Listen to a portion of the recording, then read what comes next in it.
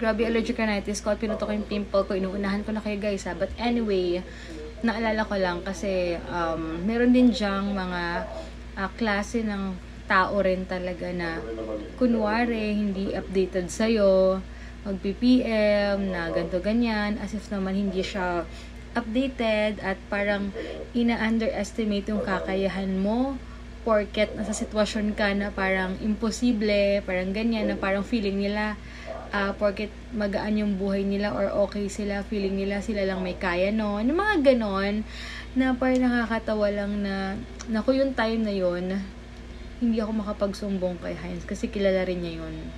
Na parang, alam mo yun, halatang ina-underestimate na parang, hala, bakit dyan? Di ba ganito mahal dyan? Bakit ganyan? At akala mo naman sa sobrang pagkachismosa niya ha, as if naman di siya updated. May ganon talagang tao. Parang, haler, knowing you at umabot na nga ng 5 million yung mga views ko or what, hindi ka pa updated, nagmamaang-maangan ka pa na hindi ka updated, parang wag ako. May ganon. Tapos parang porket no, na sitwasyon ka na okay siya, ganyan, parang kukwestiyonin ka na 'di ba, parang haler. 'Di ba, pag si God ang gumawa or nag-place sa'yo sa isang sitwasyon, kahit imposible sa tao, at imposible rin sa'yo, walang imposible talaga. At huwag niya na akong plastike na kunwari happy siya, ganto ganyan. Basang-basa na namin yung mga ganyang tao actually guys, as in parang alam mo yung totoong concern sa'yo at hindi. Kaya nga pasalamat din ako sa nangyari to kasi nakilala mo talaga yung mga tao na nasa likod mo or totoong tao talaga. Saka alam niyo yun guys, walang imposible kay God kapag nilagay ka niya sa isang sitwasyon. Alam ko maraming nag-question sa inyo or wala question de. I mean, marami rin nagtaka na mag-a-ask ka ng help tapos inandiyan kayo. Alam niyo yun, parang alam niyo namang mahal diyan. Tapos mag-ask kayo ng help. Alam ko maraming ganun. Syempre natin may iwasan. Alam ko na yan guys. Pero guys, kung alam nyo lang yung mga totoong nangyari. At yun nga, at least nabuhay yung asawa ko, 'di ba? At nakilala mo talaga yung mga tao na intindihan ka, na tumulong talaga, ginawa rin yung paraan na hindi nag-question na bakit mo kasi dyan dinala or what sa ganyan, tas mag-ask ka ng help. Hindi ko rin akalain na aabot kami sa ganito rin. At hindi ko kailangan mag-explain, pero nakakatawa lang at doon mo talaga makikilala yung mga tao talaga na totoo sa'yo. Kaya nga sabi ko, 'di ba, kung si God talaga na walang plan or wala tong purpose, umpisa pa lang siguro nag-decide na kami na si Hines, ipa-surgery, 'di ba? Balikan ko lang. Kung talagang yun yung will niya na hindi namin ma-feel yung miracles niya, na he can do miracles talaga in his life, na nandiyan siya sa atin at pinakilala niya, nireveal niya sa akin yung mga totoong tao na nandiyan.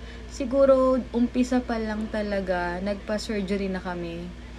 Alam niyo yun. Pero ang dami pang nangyari before that. Nakita nyo talaga yung nangyaring journey namin from start talaga na biglang okay siya, ma-ICU, lalabas na naman until mag 50-50, everything. Alam niyo na hindi ko ina-expect, na akala ko na mako-confine lang for okay na, maging okay na after, di ba? And walang may gusto na nangyari. I mean, hindi ko rin ina-expect to, na hindi ko nga ina-expect na paano ko nagawa ng paraan mabayaran yung hospital, di ba? Parang imposible sa akin, pero pag si God talaga nag-place or gumawa ng ways talaga, walang imposible. Tapos yung mga tao, di ba? Parang wala na nga, hindi na nga naka-help sa'yo. Ang dami pang mga dakdak, parang gano'n. Buti pa yung mga totoong tumulong na lang talaga sila eh. I mean, wala nang masyadong wise, wala nang basta willing to help talaga eh.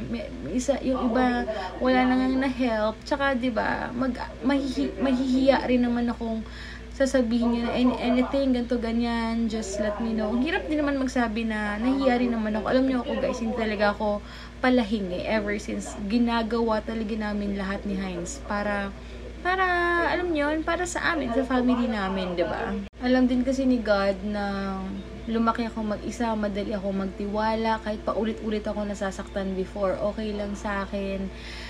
Pero ngayon, mas strong na ako. Alam niyo, mainis na sa pinagsasabi ko, but I know yung mga totoong tao, nakilala ko, naiintindihan ko ano yung sinasabi ko. Hindi ko kailangan mag-explain, pero sinasabi ko to guys, kasi para maging aware din kayo para sa sarili niyo, hindi rin para sa akin. Sa mga na-experience ko, gusto ko matuto rin kayo.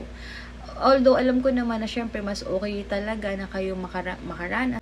Naputol kasi gamot na ni Heinz. But, maging aware din kayo sa mga na-experience ng mga taong nauna na na-experience sa inyo. 'Di ba? Alam nyo, sa social media, hindi nyo talaga maiiwasan na mag-isip yung mga tao, ang daming sinasabi. Pero, as long na alam nyo yung totoong reason at lahat, di kayo kailangan mag-explain. Nakakatawa lang talaga minsan yung demonyo talaga. Talagang tinetesting yung patience mo, yung character mo, everything kung magpapatrigger ka. Marami ng ways para matrigger talaga ako. Sinusubukan yung mental health ko. Pero ayun, vino-voice out ko sa inyo at nagiging totoo ako. Actually, ang dami ko na-encounter ng mga tao talaga na parang nakakatawa na parang sinusukat porkit okay yung buhay nila or wala silang pinagdadaan at nakakaraos-raos sila sa buhay. Nakakatawa rin na, wait lang ha, hindi nakasya eh. Na-encounter pa ako dyan na parang magtatanong porket na-afford namin yung isang bagay kahit may pinagdadaanan kami. Porket siya, hindi niya pa napagdadaanan yung pinagdaanan ko or wala siya sa sitwasyon na gano'n, na okay yung life niya. Porket meron kaming na-afford na something or nagawa na something na para naman sa anak or sa family namin. Yung parang susubukan ka na paano mo nagawa yun, pero siya ang nagmumukhang ewan sa mga tanong niya na parang, hindi ka ba aware sa mga nangyayari sa akin? Natatake mo pang tanongin yan? Or parang ang insensitive mo naman, may ganun. Kung pwede lang talagang ganunin, pero alam niyo naman ako guys, medyo strong na yung personality ko at talagang vocal na ako ngayon, pero ayoko na ng diskusyonan.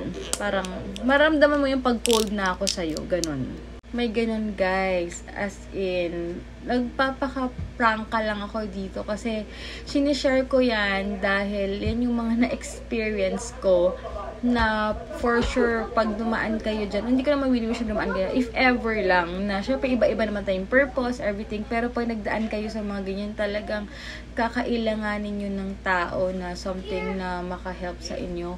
Makaka-encounter talaga kayong mga tao na mga ganyan, na makakilala nyo talaga yung mga totoong tao na nandiyan dyan. Alam nyo, sobrang na-appreciate ko ngayong mga totoong kaibigan ko na talagang kahit di nila pinagdaanan to or what, talagang nakaramay talaga na nandiyan dyan sa support sa'yo, na sobrang grateful at thankful talaga ako kahit wala sila dito sa bansang to, kahit busy sila, aalalahanin ka talaga at hindi ka talaga pababayaan. Naiyak talaga yun, naalala ko kasi sila, sobrang thankful at grateful talaga ako sa inyo guys. Alam nyo kung sino kayo.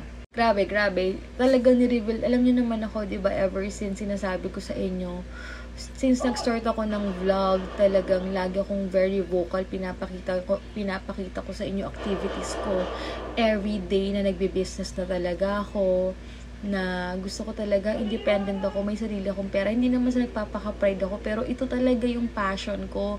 Yung passion ko is talagang hindi naman sa may gusto akong patunayan, pero wala talaga. Ito talaga yung gusto ko. Ito yung passion ko, mag-sell. Bonus na lang na si Heinz talaga nag-start din siya from scratch until ma-reach niya na yung kung ano talaga yung gusto niya, kung ano na siya ngayon, bago siya magkasakit. Tapos, until now, nag-e-enjoy pa rin talaga ako. Alam niyo kung gaano rin ako kasipag din talaga or nag-e-effort sa buhay namin, na ayoko talagang mag-ask. Hindi ko rin talaga alam anong nangyari, bakit naging ganito rin naman yung sitwasyon namin. Pinaghandaan talaga namin yung future namin, pero sa pinaggagawa namin. But syempre, may mga pagkakamaling desisyon naman tayo ginagawa sa buhay. Pero, alam niyo yon, pinaghandaan din talaga namin yung future namin, pero hindi namin in-expect na ganito kaaga. Ganun yung, grabe yung talagang mangyayari, na kailangan mo talagang mag-ask ng help. Hindi ko rin alam. Siguro kasi sobrang gusto namin maging independent. Sabi rin ni God na hindi rin kayo pwedeng sobrang ganyan, na kailangan nyo rin, at gusto ko rin makita nyo kung paano ako mag-work sa life nyo. Hindi pwedeng lahat kinakaya nyo, lahat parang may sarili na kayong mundo, hindi ganon.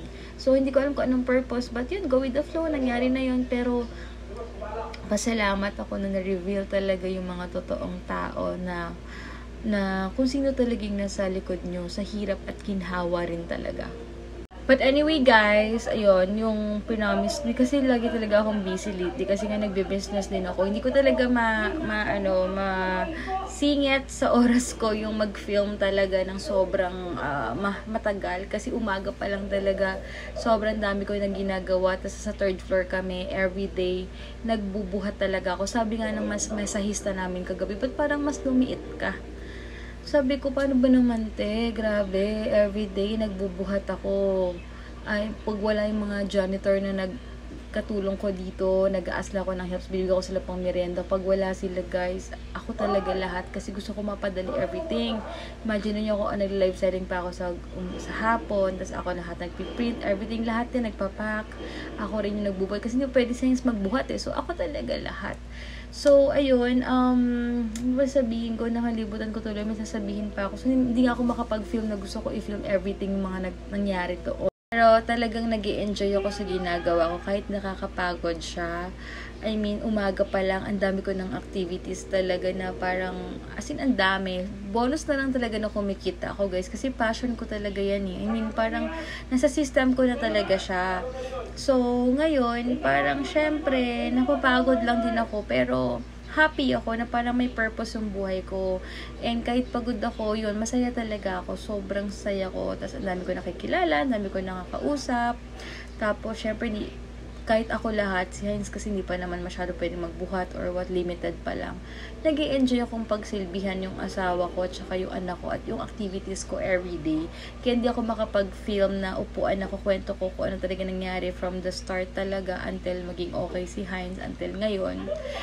Pero gagawin ko ng video yon, ng everything, lahat ng mga hindi ko na-share dito.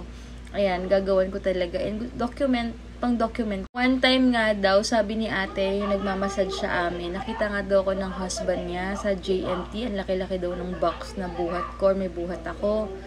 Tapos sabi ng asawa niya, nakita ko yung minamasahe mo, ganyan, gumawa sa JNT. Sabi ni ate, Ana, o bakit hindi mo tinulungan? Sabi niya, ay, paano ba naman ang bilis-bilis kumilos naman, parang kiti-kiti. Kasi ganun talaga ako, guys. Sobrang bilis kong kumilos. At talaga ako, nagmumultitasking talaga ako. Diyan yung ayaw ni Hines sa akin na parang nagmumultitasking ako na hindi daw good yun. Pero sanay na ako kasi gusto ko madalian lahat. As in, sa lahat ng bagay. Pero hindi ako mainipin ha. Gusto ko lang talaga lahat na ang dami ko nagagawa. Minsan, pag galing pa kami kila mama before, pag may extra time pa ako, after ko mag-live selling, naglilinis pa talaga ako ng bahay. Ganun talaga yung yung ginagawa ko. Ang dami kong energy everyday. Pero syempre, tumatanda na tayo. Kailangan maging alert din tayo. Anyway guys, alam niyo na yung purpose nyo sa life nyo. And kahit anong mangyari, magpakabuti lang kayo. Okay lang na magkamali tayo. Okay lang na kung nagkamali man tayo sa past natin. Lahat naman tayo, wala naman perfect. At kahit naman natuto na tayo guys, magkakamali pa rin naman tayo. Pero ang lagi nyo lang tandaan, okay lang magkamali. Okay lang kung ano pa rin, kung ganun pa rin yung isip ng ibang tao sa atin. Kung hindi natin mabubura yan, lalo na sobrang hate nila tayo. Hindi natin man mababago yan. Ano dyan talaga sila to hate us. Pero may mga tao naman na nababago yung mind ng pananaw sa'yo kasi nakita nila yung nagmamature na rin sila. Pero yung mga karamihan talaga dyan, hanap at hanap ng butas talaga. I-hate kayo until talaga sa huling hininga. Pero you can please talaga everyone talaga. So, yun, accept na lang natin yun at just do your thing. Magpakabuti lang talaga tayo palagi. And para sa mga nag-underestimate sa inyo or sa atin na porket sila okay yung life nila, healthy sila, ganyan, at sila pa yung marami nasasabi na wala naman nagawa rin sa'yo, ganyan, walang ginawa, kundi i-underestimate ka or questionin ka sa mga desisyon mo, ganyan. Hayaan na lang natin sila, guys, kasi alam ni God yung totoong heart natin. At si God ang may control ng life natin, alam niya yung purpose natin. Tayo natin alam yung biging future natin, kung ano yung plan ni Lord sa atin. Pero hanggat may nai-inspire tayong tao and okay yung life natin na, and alam lang natin yung talagang taong makakapitan mo kapag kailangan mo ng tulong, and si God ang bahalang mag-bless sa mga taong tumutulong sa'yo at sa'yo. Kasi hanggat binababa ka ng mga tao, si God itataas tayo.